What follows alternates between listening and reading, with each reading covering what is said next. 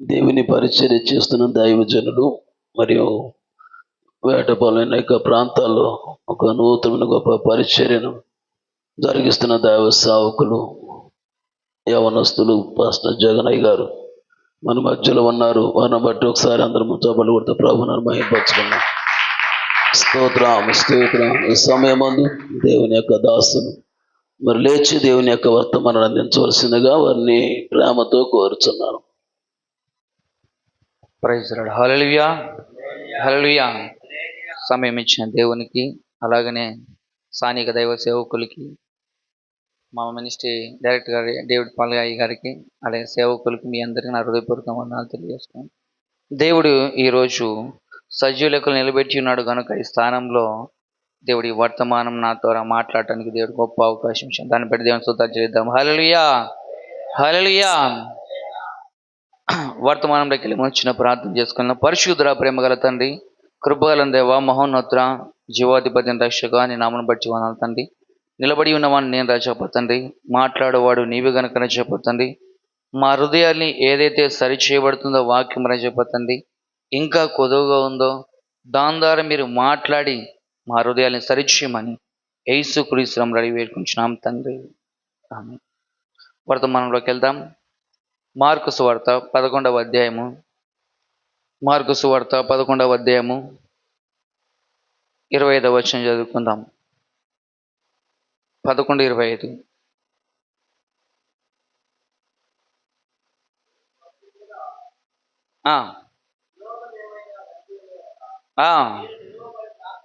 నీవు నిలువబడి ప్రార్థన చేయను వారిని. హల్లెలూయా.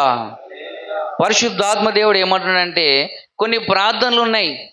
మనం ఎలాంటి ప్రార్థన చేయాలి, దేనికోసం చేయాలి, మన జీవితంలో కొన్ని ప్రార్థనలు చేస్తే దేని మీద స్థిరంగా నిలబడితే మన జీవితంలో దేవుడు కార్యాలు చేస్తాడు. మనమంట స్థిరంగా నిలబడాలి. ఒకరిని క్షమించి మనం స్థిరంగా నిలబడినప్పుడు దేవుడు మన జీవితంలో కార్యం చేస్తాడు. హల్లెలూయా. ఎందుకు నిలిచి ఉండాలి?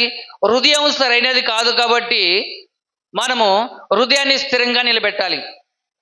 హృదయం ఎప్పుడు స్థిరంగా ఉంటుందో వాక్యం మన జీవితంలో నిలబడుతుంది. హృదయం సరిగా లేకపోయినట్లయితే, అది నిలకడంగా స్థిరంగా వాక్యం మీద నిలబడకపోయినట్లయితే వాక్యం మనలో చేర్చబడదు. ఆ వాక్యం మన జీవితంలో ఫలింపు కాదు. అవునా కాదా? వాక్యం మీద స్థిరంగా నిలబడకపోతే, ఇప్పుడు మనం మందిరానికి వెళ్తున్నాం, మందిరంలో ఉన్న విత్తబడిన దేవుని వాక్యము మన హృదయంలో చేర్చబడంటే మొట్టమొదటిగా హృదయం ఎలా ఉంటుందంట? స్థిరత్వము కలిగి ఉండాలి. హృదయం స్థిరత్వంగా లేకుండా నువ్వు ఎన్ని వారాలు మందిరానికి వచ్చానే వాక్యం నీ హృదయంలో చేర్చబడుతుందా? లేదు. హృదయంలో చేర్చబడాలంటే మొట్టమొదటిగా నీ ఆత్మ, నీ దేహము స్థిరంగా నిలబడాలి. నిలబడినప్పుడే వాక్యం నీలో చేర్చబడుతుంది. అది హృదయపూర్వకంగా మనం అంగీకరించాలి. దేవుడు క్షమించమని ఎందుకు సెలవిస్తున్నాడంటే, ఒకవేళ నువ్వు మందిరానికి వచ్చినప్పుడు నీ హృదయం స్థిరంగా లేకుండా నువ్వు మందిరంలో అడుగు పెడుతున్నావేమో, ఇతరుల మీద కోపము ద్వారా, అసూయ ద్వారా, పడని స్వభావము ద్వారా, ఇంకా రకరకాల క్రియలన్నీ పెట్టుకొని దేవుడు ఎందుకంటే, మళ్ళీ చూడండి ఒకసారి, ఒకని మేర విరోధమేమైనా ఉన్నను మీరు ఏమంట నిలవబడి వాణ్ణి క్షమించు. హల్లెలూయా. ఏం చేయాలంట? మనం మందిరంలోకి రాకముందే, బయట ఉండగానే, మందిరంలో అడుగు పెడతగలనే ఏం చేయాలంట? మన హృదయంలో స్థిరంగా లేకపోయినట్లదయ్యా, నేను మందిరంలో అడుగు పెడుతున్నాను, నా హృదయాన్ని స్థిరపరచు. స్థిరపరచబడినప్పుడు ఆ మందిరం విలపలేని పాప దోషంలన్నీ ఏమంట నీ హృదయం ప్రశాంతంగా వచ్చి మందిరంలో నీవు అడుగు పెట్టినప్పుడు ఏమైందంట? వాక్యము, దైవ సేవకుడు బోధిస్తున్న వాక్యం నీ హృదయంలో స్థిరంగా నిలబడుతుందంట. హల్లెలూయా. ఆ స్థిరత్వము లేకుండా నువ్వు మందిరంలో కూర్చునేటలా నీ హృదయంలో మేలు జరగదు. అదే దేవుడు అన్నాడు, క్షమించమన్నాడు. విరోధం ఏమైనా ఉన్నా విడిచిపెట్టి నువ్వు మందిరంలోకి రా, అప్పుడే నువ్వు స్థిరం కలిగి ఉంటావు. దేవునిలో వాక్యంలో నువ్వు స్థిరపడాలంటే అది విడిచిపెట్టు. అది విడిచిపెడితేనే మాత్రమే నువ్వు స్థిరంగా ఉంటావు. స్థిరత్వము లేకుండా నువ్వు మందిరంలో ఎంత వాక్యం విన్నా, అభిషేకం చేత నింపబడినా నీలో స్థిరంగా అది లేకపోయినట్లయితే అది నీలో పనిచేయదు. మా పని చేస్తుందా? మనలో పనిచేయాలి. కాబట్టి స్థిరత్వము కలిగి దేవుళ్ళు నిలబడాలి. దేవునిలో నిలబడినప్పుడు మాత్రమే నీలో ప్రతి కార్యము ఫలింపచేయబడతా ఉంటుంది. ఆ ఫలితమైన వాటి కూడా కూర్చోాలంటే స్థిరత్వము కలిగి నువ్వు వర్తమానం వినాలి. ఆ వర్తమానం నీ హృదయంలో చేర్చబడాలి. నిలబడాలి. నీ వాక్యం నిలబడినప్పుడే నీకు ఫలితము చూడగలుగుతుంది. చూద్దాం నెహెమ్యా 1వ అధ్యాయము 4వ వచనం చూద్దాం.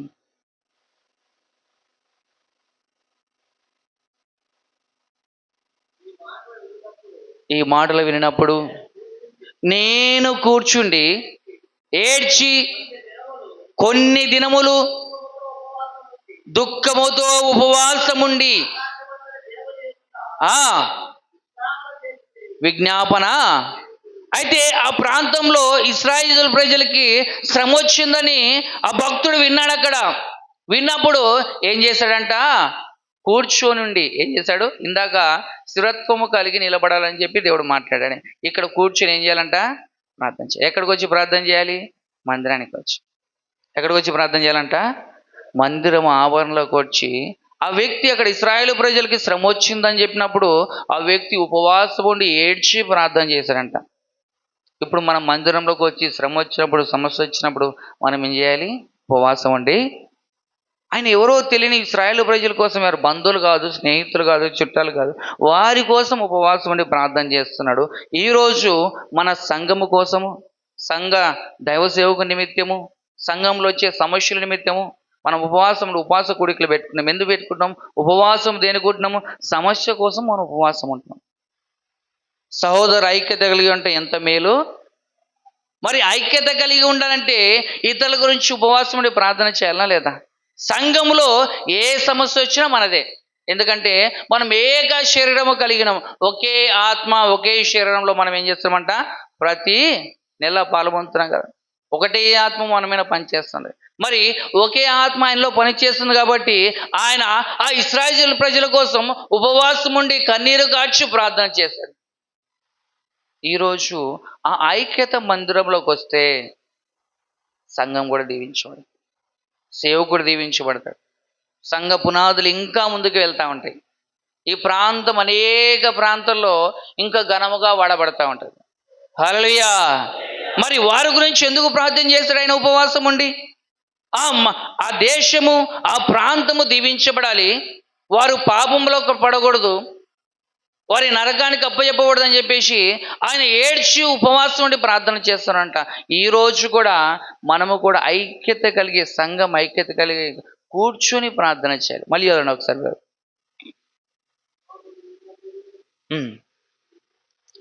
నేను కూర్చుండి ఏడ్చి కొన్ని దినములు దుఃఖముతో ఉపవాసముండి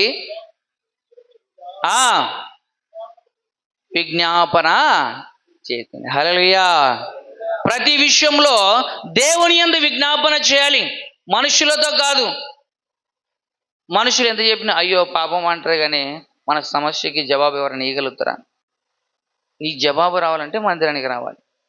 మందిరానికి వచ్చి ఉపవాసములు ఏడ్చి కన్నీరు గాడ్చి, అయ్యా సమాధానం దయచి ఉద్యోగ విషయంలో కావాలా, ఆరోగ్య విషయంలో కావాలా, సంపద విషయంలో కావాలా, దేని విషయంలో నువ్వు నలిగిపోతున్నావు, నీ తండ్రి అయిన దేవుని ఎప్పుడైతే నువ్వు మోకరించి ఉపవాసం ప్రార్థన చేస్తావో పరిశుద్ధాత్మ దేవుడు ఇచ్చేవాడు. ఆయన తప్పితే ఈ భూమిని ఎవరైనా ఇవ్వగలుగుతారా మనకి? హల్లెలూయా. చూడండి, హాస్పిటల్కి సీరియస్ అయ్యి వెళ్తాము, హాస్పిటల్లో జాయిన్ అవుతాము, డాక్టర్ ప్రయత్నం అంతా చేస్తూ ఉంటాడు. చేసిన తర్వాత చివరికి ఏమంటాడమ్మా, నా ప్రయత్నం నేను చేశాను, ఇంకా చివరి ప్రయత్నం ఆ దేవుడే.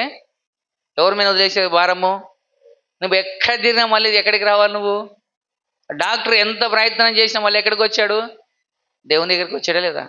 ఆయన చదువు ఉపయోగపడిందా? ఆయన వైద్యం ఏదైనా ఉపయోగపడిందా? ఆయన టెక్నాలజీ ఉపయోగపడిందా? తనున్న జ్ఞానం వరకైనా రక్షించగలుగుతుంది.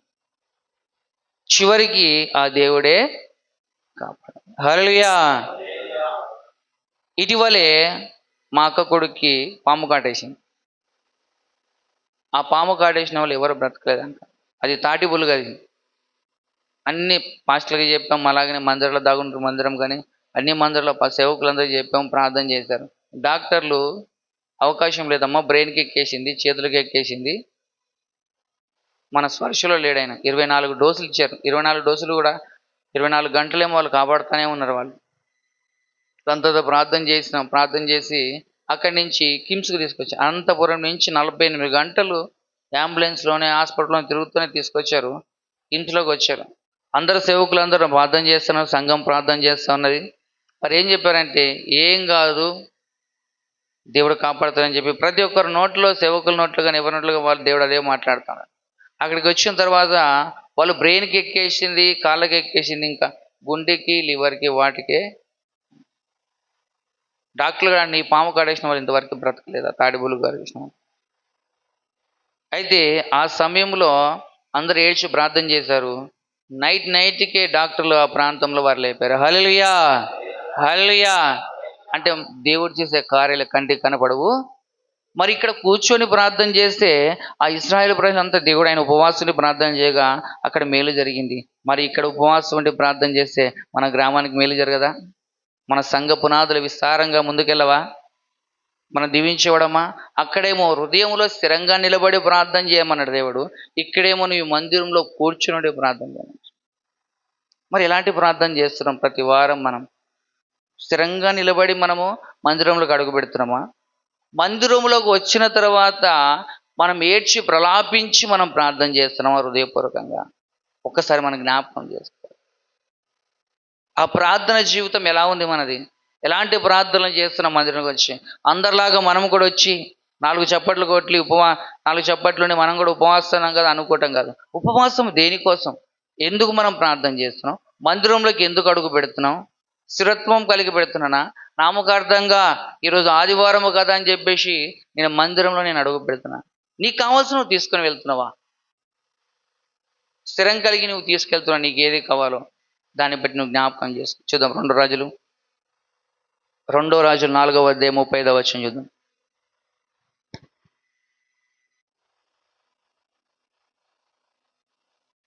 2 రాజులు 4:35.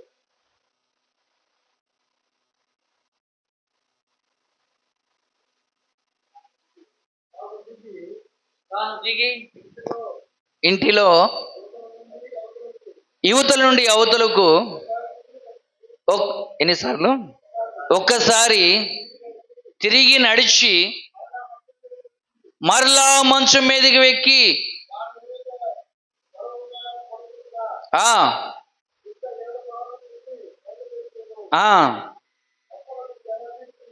అప్పుడు దానికి గెహాజీని పిలిచి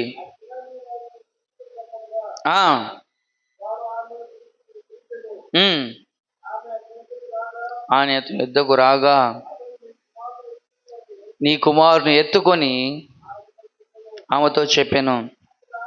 అందుకు ఆమె లోపలికి వచ్చి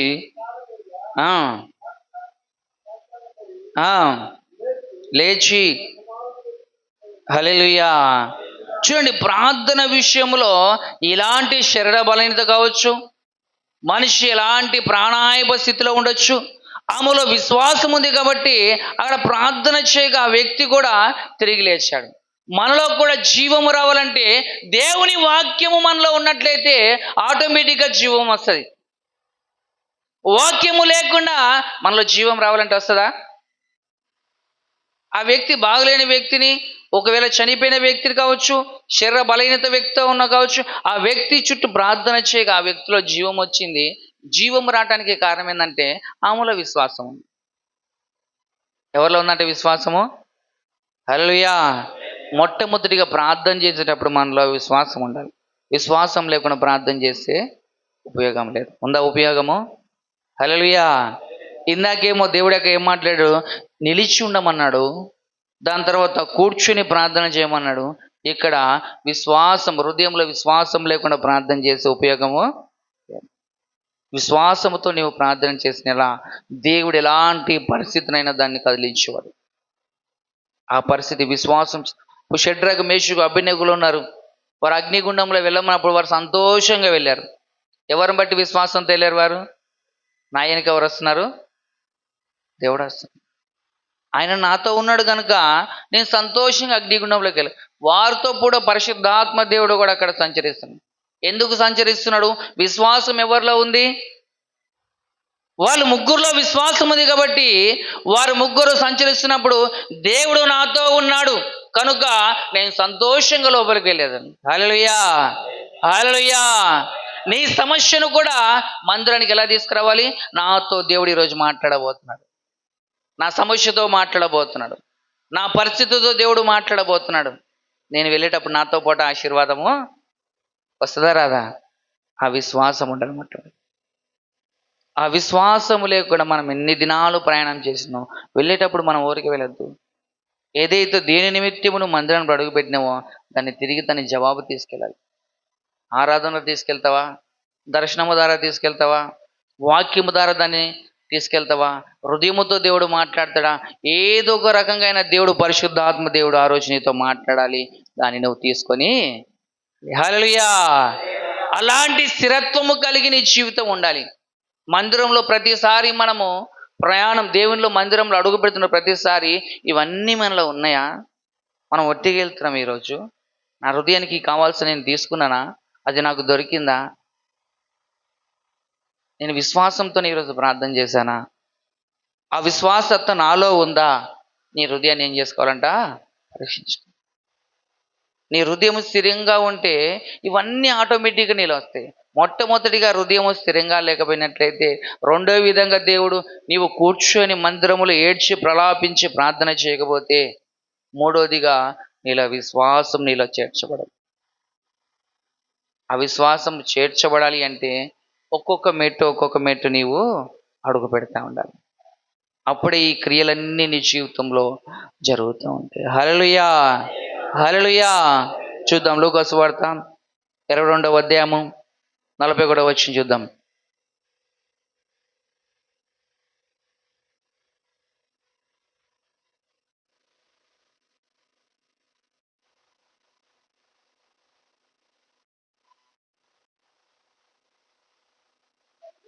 తండ్రి, ఈ గిన్నె నా యొద్ద నుండి తొలగించుటకు నీ చిత్తమైతే తొలగించుము, ఆయనను నా ఇష్టము కాదు నీ చిత్తమే.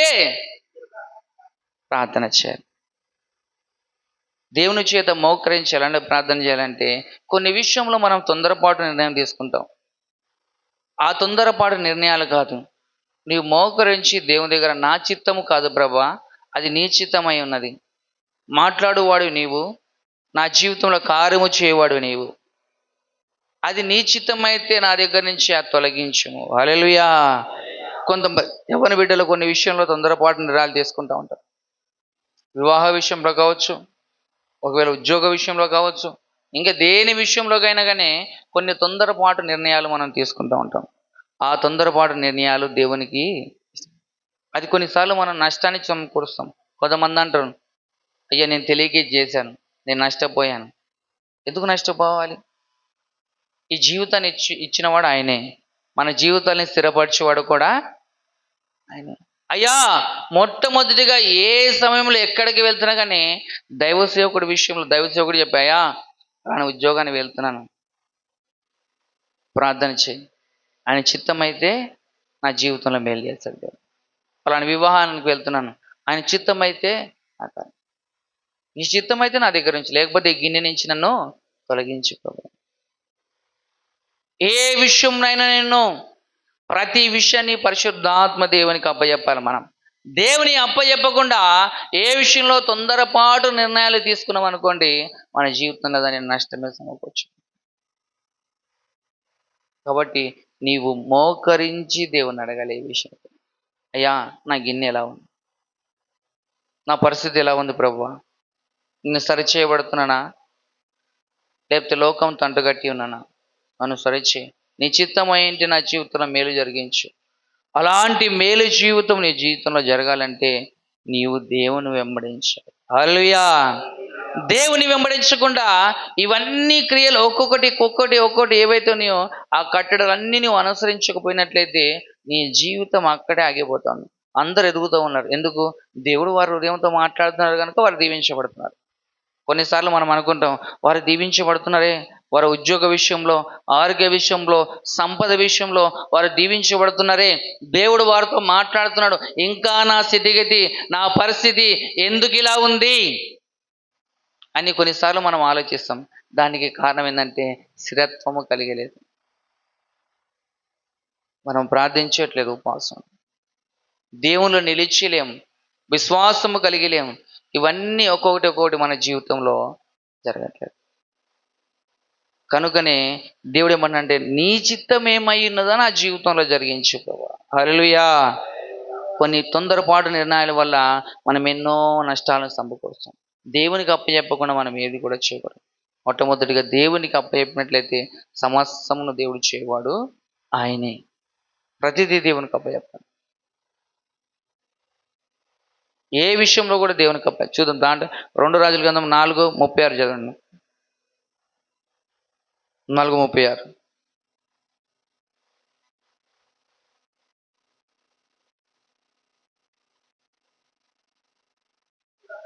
అప్పుడు అతడు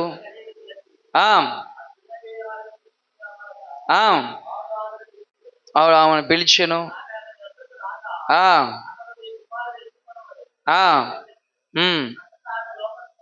అంతటా అతను లోపలికి వచ్చి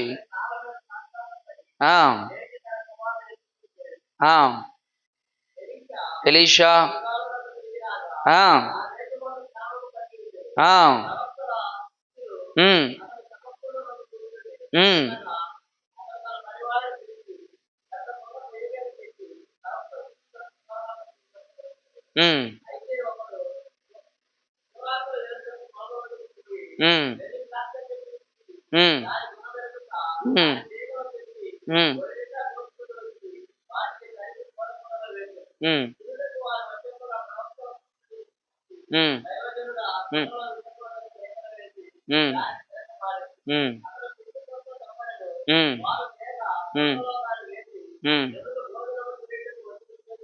హల్లెలూయా, హల్లెలూయా. చూడండి, ఎలీషా కొంతమందికి వంట వండటానికి అక్కడ అప్పచెప్పినాడు. వారు తెలియక ఏదో తెలియని ఆకులు తీసుకొచ్చి వండారు. అది మంచిది కాదు, మంచి ఫలాలు కాదు. అది మంచి ఫలాలు కాదని ఆయనకు తెలియదు. అక్కడికి వెళ్ళాడు, తోటకి వెళ్ళాడు, తీసుకొని వచ్చారు, వండారు. వండిన తర్వాత వారు భుజించడానికి కూర్చున్నప్పుడు అదేమైపోయిందంటే విష పదార్థంగా మారిపోయింది. ఎవరు చెప్పారు విష పదార్థంగా మారిపోయిందని చెప్పేసి? అక్కడ దైవ సేవకుడికి, అయ్యా అది విష పదార్థంగా మార్చబడి ఉన్నది, మరి ఏం చేయమంటావు అని అడిగినప్పుడు కొంచెము పిండి తీసుకొచ్చి ప్రార్థన చేసి దాంట్లో వేయగా అదేమైపోయిందంటే అమృతంగా మార్చబడింది. హల్లెలూయా. ఈరోజు నువ్వు తెలియక ఎన్నో మనం చేస్తూ ఉంటాం. బయట తెలియని ఎన్నో క్రియలు కావచ్చు, ఎన్నో రకరకాలమైనవి మనం చేస్తూ ఉంటాం. చేసినప్పుడు నువ్వు ఎవరికి చెప్పాలంట? వీళ్ళు ఎవరికి చెప్పారు? దైవ సేవకుడు చెప్పారా లేదా? మరి మనం ఎవరికి చెప్పాలి? మన హృదయంలో దాచుకోవాలనా? దాంట్లో విషయం ఉంది.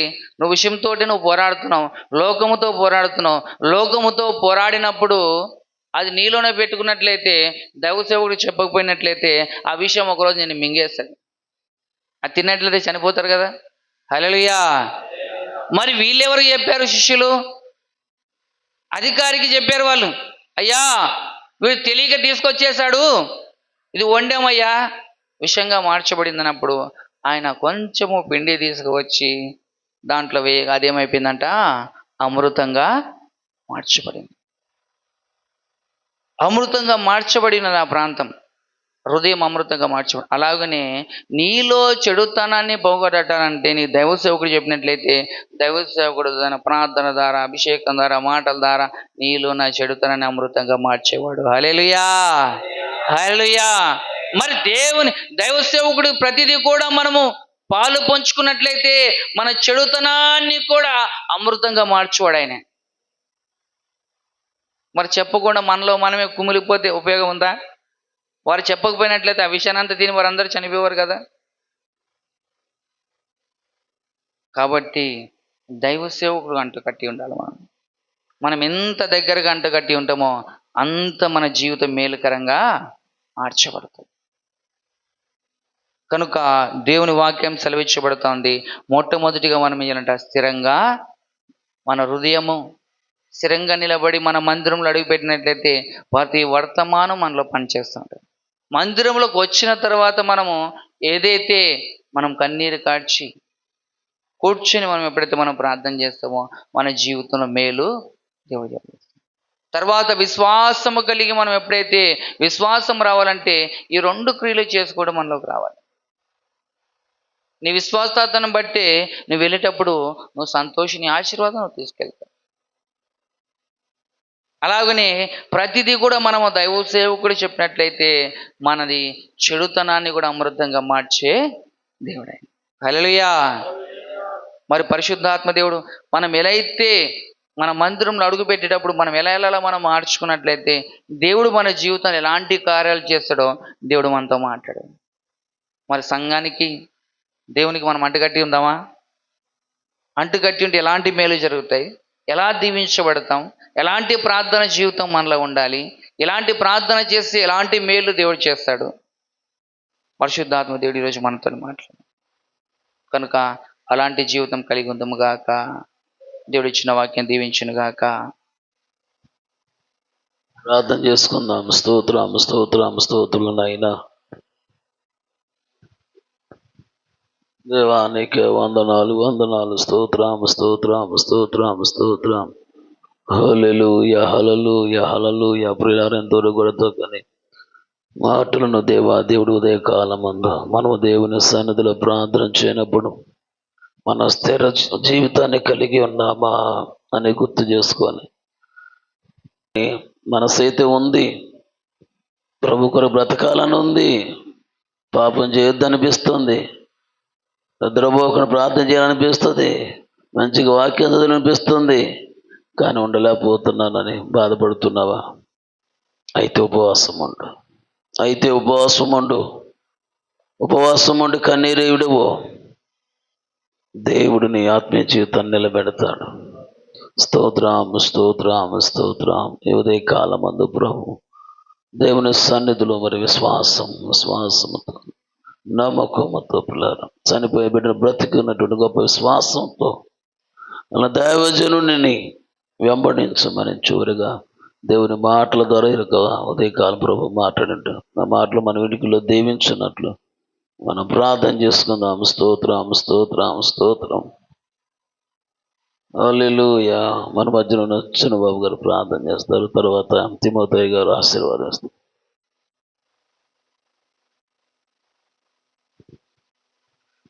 స్తోత్రం స్తోత్రం స్తోత్రం స్తోత్రం స్తోత్రం స్తోత్రం స్తోత్రం. హల్లెలూయా హల్లెలూయా హల్లెలూయా హల్లెలూయా హల్లెలూయా హల్లెలూయా హల్లెలూయా.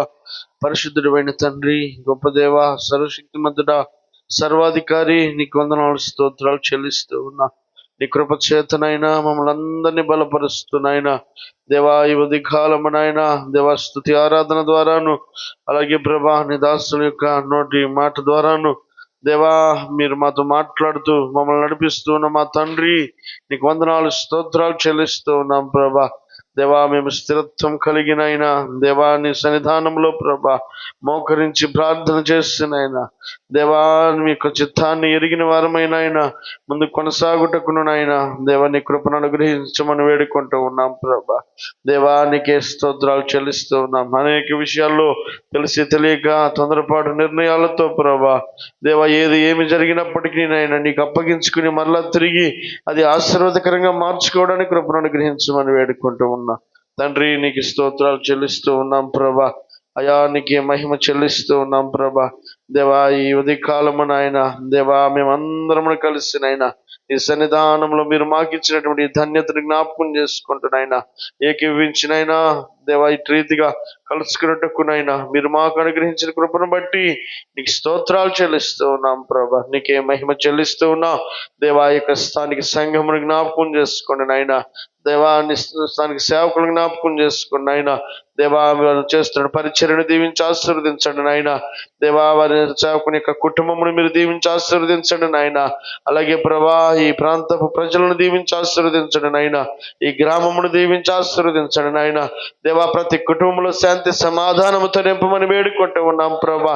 దేవా నీకు వందనాలు స్తోత్రాలు చెల్లిస్తూ ఉన్నాం దేవా. ఈ ప్రాంతంలో ప్రకటింపబడుతున్నటువంటి నైనా దేవా నీ యొక్క సువార్త ప్రభా అనేకులు విని దేవా వారి హృదయాల్లో ప్రభా నిన్ను పదిలపరుచుకొని నిన్ను అంగీకరించిన వారైనా దేవా నీ రాకడకు సిద్ధపడేటువంటి గొప్ప జనాంగముగా ఈ ప్రాంతంలో ఉన్న ప్రజలను మీరు మేల్కొల్పమని వేడుకుంటూ ఉన్నాం ప్రభా.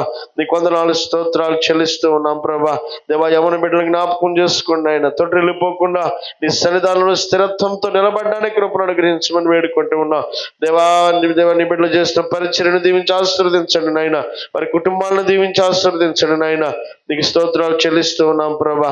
ఈ ఉదయ కాలము నాయన దేవా ఇటు రీతిగా ప్రభా ఎక్కడైతే ఇద్దరు ముగ్గురు కూడి నా నామమును స్తుతిస్తారో వారి మధ్యలో నేను ఉంటానని సెలవిచ్చినటువంటి మా తండ్రి దేవ మధ్యలో ఉండి నడిపిస్తున్న మా దేవానికి మహిమ చెల్లిస్తూ ఉన్నాం ప్రభా. దేవా చేరువచ్చినటువంటి నాయన మా ప్రియులు డైరెక్టర్ గారిని వారి కుటుంబమును మీరు దీవించి ఆశీర్వదించమని వేడుకుంటూ ఉన్నాం ప్రభా. అలాగే ప్రభా దేవా ఆ ప్రాంతాల్లో పరిచయం చేస్తున్నటువంటి రోగన్ మినిస్ట్రీ సేవకులను వారి పరిచర్లను దీవించి ఆశీర్వదించమని వేడుకుంటూ ఉన్నాం ప్రభా. నీకే స్తోత్రాలు చెల్లిస్తూ ఉన్నాం ప్రభా.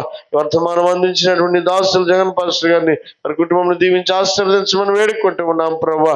నీకు స్తోత్రాలు చెల్లిస్తూ ఉన్నాం ప్రభా. దేవా ఈ ఉదయ కాలం ఇటు రీతిగా ప్రభా ఈ నామానికి మహిమపరచటకు మీరు మాకు ఇచ్చిన ధన్యతను బట్టి మరొకసారి నీకు స్తోత్రాలు చెల్లిస్తూ యేసుక్రీస్తు పరిశుద్ధ నామంలో అడిగి వేడుకుంటూ ప్రార్థించి పొంది ఉన్నాం మా పరమ తండ్రి.